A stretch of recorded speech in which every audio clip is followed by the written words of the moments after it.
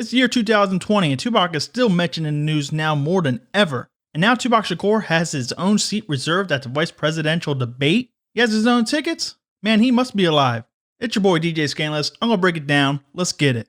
Alright Rap Squad, we have this article here on deadline.com. The title reads, Tupac Shakur has tickets for tonight's VP debate thanks to Mike Pence and a dig at Kamala Harris calling the dead icon her favorite living rapper. Just hours before the former Indiana governor faces Senator Harris of California, and the first and only vice presidential debate of the campaign, the GOP's incumbent team has revealed they have put aside a ticket for Tupac Shakur to attend the debate. Yep, you heard that right. That's kind of people we're dealing with. I can confirm that we left a ticket for Tupac Shakur, who is, as we know, Kamala Harris's favorite rapper alive, said Trump-Pence re-election campaign senior advisor Jason Miller on a Wednesday call with media previewing the highly anticipated matchup between his boss and a Democrats' VP nominee. Miller went on to say, I don't know if he shows up, the frequent cable news talking head added. I'm personally more of a Biggie fan. I don't know if he's alive, but we still have a ticket waiting for Mr. Shakur.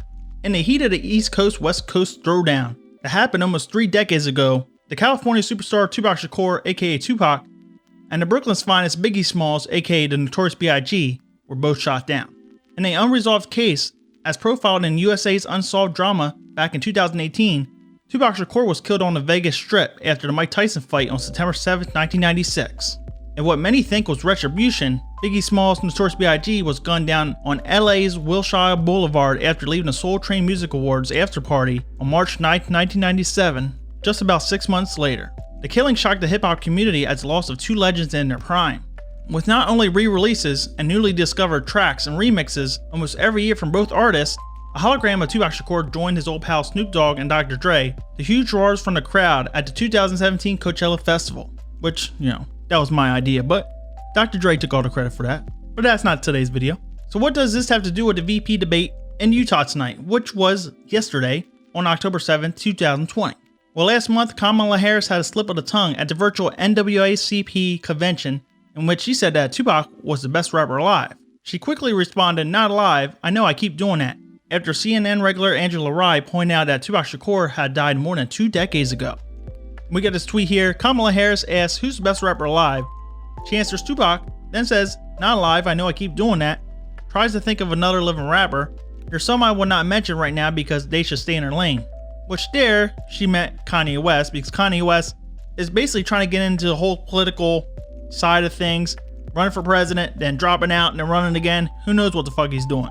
As Rye noted, there is a school of belief that Tupac actually wasn't killed in 1996 and has been hiding ever since. But that's pretty much the more modern version of the guys who see Elvis at Walmart, clearly not where Harris was going with the reply. And this also mentions that Kamala Harris also said that she was smoking that Mary Jane in college while listening to Tupac and Snoop Dogg, which she was only in college up until 89. Tupac wasn't even out with his first same song yet. Snoop Dogg didn't even drop his first album. So either she got shit confused or she was still doing that right up to 96 after college. But a couple of things I want to talk about here. You can check out my other video I did on Kamala Harris actually saying that Tupac is the best rapper alive. That's on my DJ Skandalous YouTube channel. But with this article here, it's real easy to believe that Tupac is still alive because not only is music still coming out, and I don't mean actually released to the public on official albums, Tupac still has music being leaked out every single year. He still has over 100 unreleased songs not on his official album, and for whatever reason they won't release a new album, not because there's nothing left, but because there's so much left and probably a lot is tied in copyrights.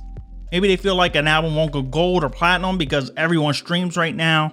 Maybe they feel like that type of rap is outdated and everyone wants fun party tracks. Or maybe they just don't want a conscious rapper who had the potential to have any type of race gravitate towards him and do anything he said. Tupac definitely had that power. Kanye West not so much. Especially with Tupac talking about police, the government, federal agents, abortions, single mothers. He had a lot of influence. I definitely feel like record labels do not want that type of rap out there anymore. But like I said, Tupac has so much music. If you're a hardcore fan, you type in YouTube, you can find a lot of his music. So he's kind of like alive in that sense. His music is still alive. He's still talked about all the damn time, as if he's here. Especially with his music blowing up on the charts, still getting streaming hits, still getting top 10 nominations, on iTunes charts. His songs being played at the riots and all the protests. That's just crazy. And for me, since I'm a hardcore Tupac fan, I view this from both sides of the spectrum. On one side, it's kind of disrespectful that they actually keep shoving Tupac out there, bringing him up all the fucking time, because he's not even here to defend himself or even engage in this. We don't even know if he would actually support Joe Biden or Donald Trump. We don't know. But on the other side, Tupac is in the news more than ever, like I was saying earlier, and that's just great publicity for him. So maybe it's a win-win. The difference between Elvis and Tupac, because this article mentioned Elvis, there's a lot more information, a lot more facts about Tupac that kind of lead to him actually being alive more so than Elvis, and more so than Bob Marley, John Lennon, whoever else that you think is still alive.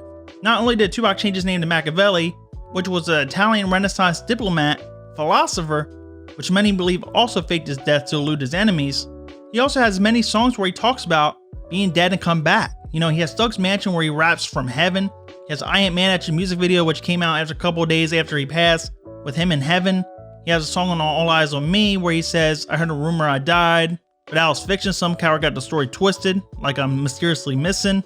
He has another song with Richie Rich saying, I've been shot and murdered, can't tell you happened word for word, but best believe they'll get what they deserve. He also has songs like Illuminati, Untouchable, where he says he's come back like Jesus. And he has songs released after passing to his unborn child, Letter to My Unborn, which he talks about not being here, but the song is for them to gain an understanding on the ways of life and life for him.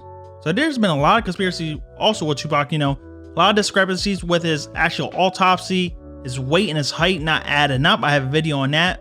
On his actual autopsy report actually missing, and it had him actually like 50 pounds heavier than what appeared on his driver's license of that same year. It was also 3 or 4 inches taller. And then the autopsy picture had his tattoo removed from his neck. You can't see it. Maybe it was pixelated in an image, but it definitely wasn't there when you look at it.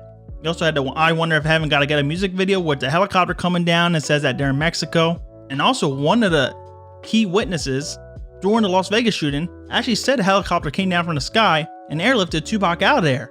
So there's a lot more conspiracies, as well as Tupac having more albums released, dead and alive, more music still being out there, which many can't believe that Tupac recorded over 500 songs in his short career of like 6 or 7 years, and still made all those movies and made times for all those live performances and interviews.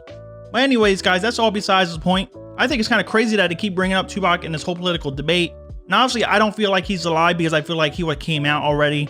He would have came out of hiding. He would not have allowed people to butcher his music the way that it did, because he spent all those hours in the music studio recording music, and they ended up taking all his songs, remixing it, putting his songs over different beats, taking off artists he worked with, removing stuff he said in verses, removing whole verses, removing the whole hooks, intros and outros, and adding on other people that he never even met. And a lot of his songs, Letter to My Unborn, Changes, those are remixes. Those are not the way Tupac made those songs. Until that time, same thing. I don't think he would be down with other people destroying his music and changing the type of theme and vibe that he was going for with this actual music. And I know that firsthand because I actually did interviews with Spice One, Dave Aaron, Tupac's sound engineer, which you can find on my Skandalous Talk channel, where they talk about the same thing, that he would not be down with that. And Tupac had whole blueprints for all his unreleased tracks. They didn't even use any of those track lists that he had. And then also you had LT Hunt, Morgan Creek, Lionsgate sue Tupac's mother back in 2015-16 to get that All Eyes on Me Tupac movie released. And there's so many reports out there that are saying that Afeni Shakur, Tupac's mother, her signature was forged to make that movie actually come out. And there's other reports that are saying that she literally cried because she had no control over her son's story. You don't think Tupac Shakur would come out of hiding and say, fuck that, you're not doing a movie on me? I think he would. But, if Tupac came out, if Tupac would have came out during this debate, the news would have been everywhere. It would have been so crazy. I think that's the only way that Joe Biden and Kamala Harris can actually win this election, if they actually had Tupac come out. Because Tupac was way more articulate, way more knowledgeable at a young age, was trying to do the best he could with the circumstances that were around him. Still giving back to the community, flying out to see a kid that was terminally ill that later died, taking fans to prom, trying to create a youth league, trying to create a program and sports league for young kids that get a C or better in school, trying to make community centers all over the United States for underprivileged children. So there's a lot that Tupac was actually doing, even at a young age back then. And also, Tupac was about to be in Star Wars, the Three Strikes movie with Snoop Dogg, a movie with Jada Pinkett Smith called Woo, Baby Boy movie, which actually went to Tyrese. And I think by the year 2000, 2005 would come around, Tupac would have been up there with Will Smith and probably been a bigger actor than what Dwayne The Rock Johnson is today. Because he had that acting potential. We seen that with Juice. We seen that with Above the Rim. And we also seen his soft side that he could actually portray a character that wasn't a gangster or drug dealer or anything like that with Poetic Justice. So he could have did like family movies as well if he wanted. And there's many interviews where he talks about like he wanted to give up rapping and actually commit to actual acting because he could be a different person. And he could put on so many different hats, you know, and he had to stick to the norm. That's what he really loved. He loved acting. So for him to throw all that potential away, yeah, I don't buy it. But if you want my honest opinion, you know, if Tupac was live, get Kamala off of there. You know, put Tupac on the fucking, you know, stand and let him debate. But I'll give you some advice. Joe Biden, Kamala Harris, if you really want to win this election, find out if Tupac Shakur is still alive or find out who killed him. That's all you gotta do if you want to win some votes, you know. Anyways, guys, I hope you enjoyed all this news here. Be sure to check me out, DJ Skandalous Talk YouTube channels for more videos like this and for my music and for my Tupac remixes as well. My Skandalous Beats for all my beats. My Skandalous Archive for all my old school throwback remixes from 2009 all the way to 2018-19. Check out my podcast on Tupac Music Podcast and Skandalous Talk Podcast on Anchor.fm, Spotify, iTunes, everywhere else. Alright guys, you know what time it is. It's your boy DJ Skandalous, your favorite DJ's favorite DJ. Now catch all you busters on the flip side. We out. Deuces.